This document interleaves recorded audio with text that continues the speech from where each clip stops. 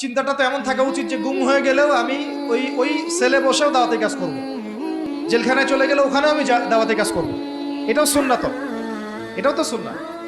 মানে এভাবে দাওয়াতি কাজ করলে অনেক ফলাফল হয়, ফলাফল আসে।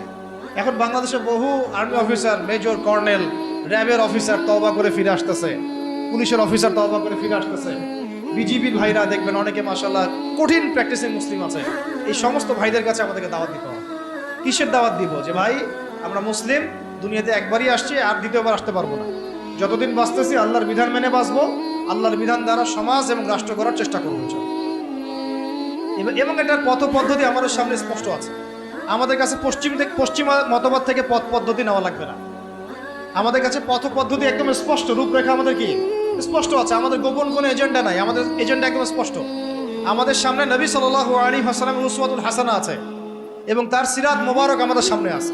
ওইটা ধরে ধরে আমরা পথ চলবো ইনশাআল্লাহ।